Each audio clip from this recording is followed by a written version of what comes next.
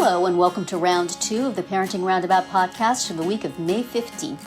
I'm Terry Morrow and I'm here with Catherine Halecko. Hello. Usually on this podcast we talk about parenting issues, but once a week, Catherine and I like to get together to discuss TV, movies, books, and other entertainment topics, because it's nice to talk about something other than parenting for a change.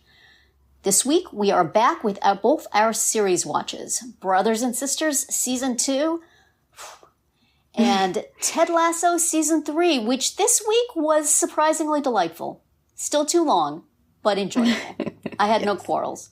We watched Ted Lasso Season 3, Episode 9, La Locker Room au Folles, which... Okay, guys, really? Yeah, that was not necessary. That was not promising. I was a little concerned. Were those musical selections at the beginning and the end from that show? I don't think so.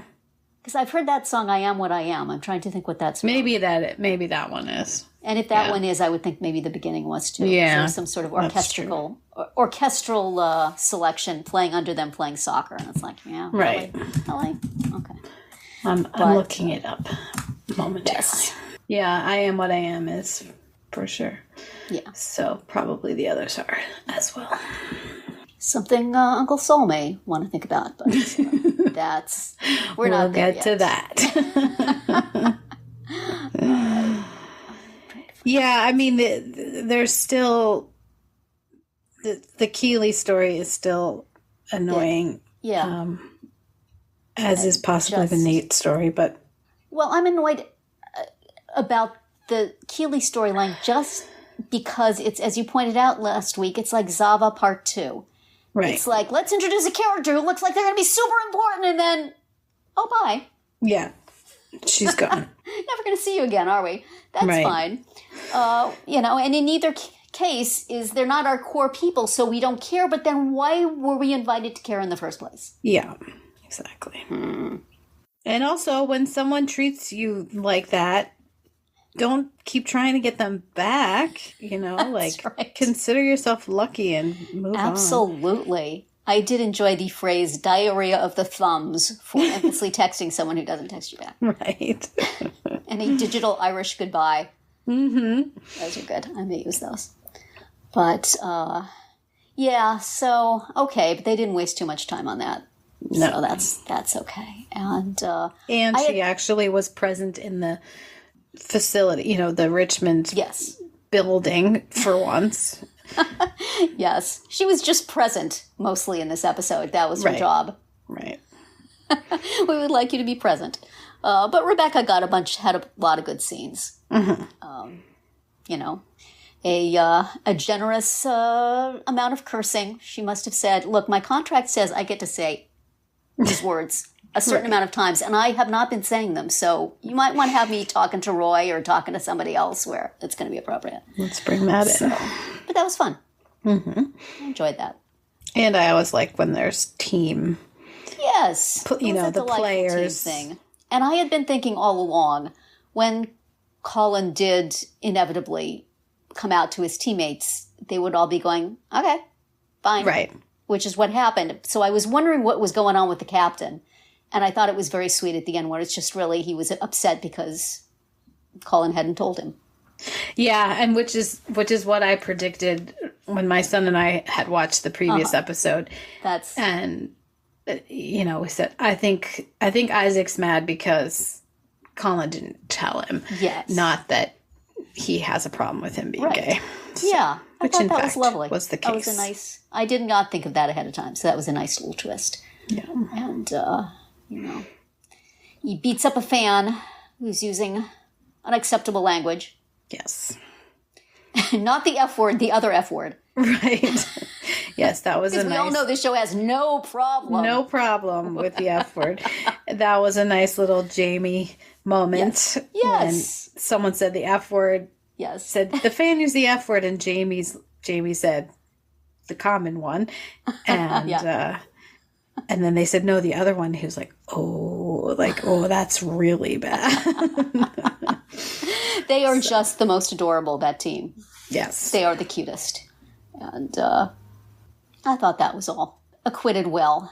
And the nice little moment between the two of them at the end when Isaac comes to Colin's house and Yes. they talk it out, and then they play video games together, and Colin helpfully answers some questions, some logistical questions that Isaac asks, I guess. Right. So that was very cute. Yes. And I enjoy, the whole thing of Roy not doing the first press conference, which leaves it to Beard, which turns out disastrously for reasons that have nothing to do with the game. And then at the end, Roy comes in, just does a lovely job of handling the press on the question of why did Isaac go and beat a fan up. And right. Well, Keely said at the beginning that he's good at it, and she's correct. He was very good at it. Mm-hmm. Very, very nice. Although he wasn't good at being a sports commentator on TV, which we learned previously. But yes, but he was good at this. He played the room well. Mm-hmm. And I liked his names for the reporters. Yes, New Trent. I like you better than old Trent. Very fun. Excellent. And Trent was just in this episode to sort of perk up his ears every now and then when things were going on. Smile knowingly from time to time. But I may have seen too many Instagram or Facebook posts in which Brett Goldstein was on Sesame Street doing various adorable things. But I'm thinking Roy is looking more and more like a Muppet. Doesn't he? He's getting kind of Muppety. I don't know. It's fine. I don't have a problem with it. I'm just observing. Yeah, who doesn't like Muppets? That's right. Oh, and the whole Rupert and Nate storyline. See, I think this is a demonstration of the fact that Nate is disturbed, perhaps, going down a bad path. But Rupert is evil.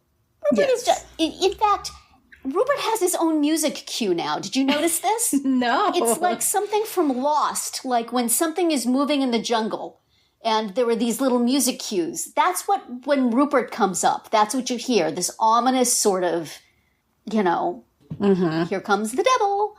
And so, come on. Nate's not that irredeemable. Rupert is just a bleeping snake. Yeah. Well, and of course they're working hard on showing us that Nate is trying to stand up a little bit too. Yes, I still don't find him irredeemable. I read Alan Sepinwall's review for this episode, which he liked better than previous ones, but he still is not having any of this Nate being a good guy now. But I do. I buy it. I'm happy to buy it. I want to get back to where we were. And but Rupert was pretty sure that the guys' night out was going to involve girls because it's Rupert. Yeah. And then, I have been worried that Rupert was going to go after Jade, which he undoubtedly will. Yeah. She does not look like she would be having it, but... No. She looks like she had his number from, like, the opening second. But... I don't know. Nate needs to get out of there. And I have no problem with him coming back to Richmond in whichever capacity he does. I just would like nothing bad to happen. So I'm a pushover. Did anything bad happen on Brothers and Sisters? Yeah. Did anything good happen on Brothers and Sisters? Yeah, exactly.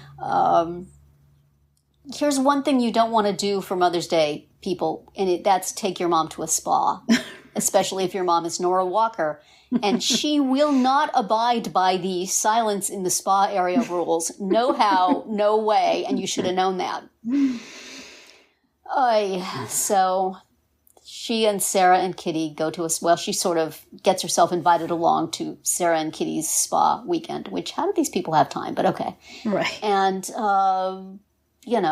wants to counsel them both. Kitty has seen a prenuptial agreement that she believes Robert has drawn up, and, she's all upset about it, but maybe it's just that she's afraid of commitment, so she's looking for reasons to run off and all this, and Sarah and her divorce, and almost has a fling with a guy at a wedding they crash, but that doesn't work out because she's trying to get to the wrong room.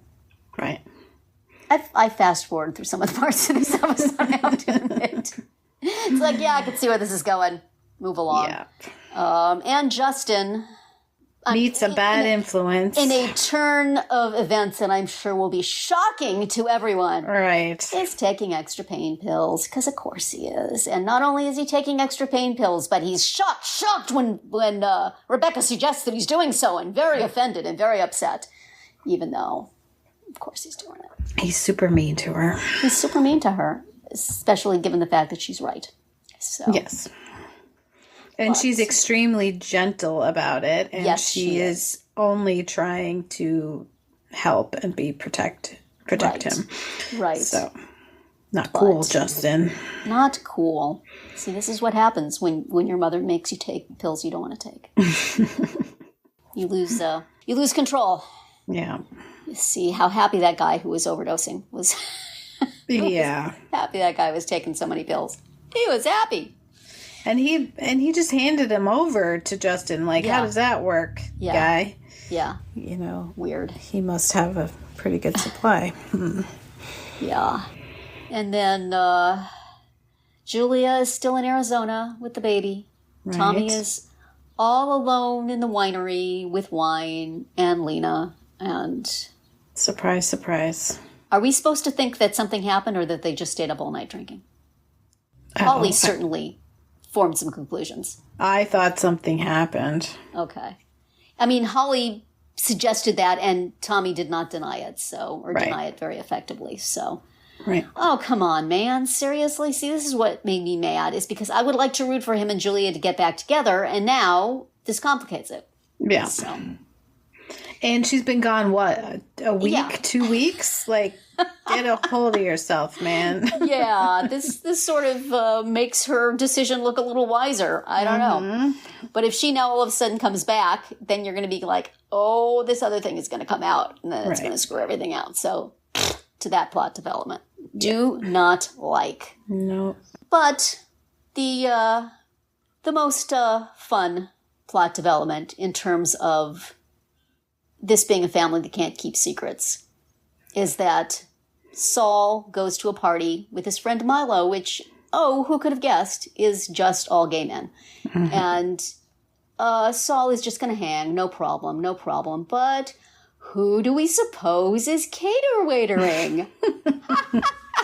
Hello, Scotty. I forgot about that, and I just laughed out loud when he was there. And he remembers, he says, remember you met me at that party with the drama and the mango peach salsa.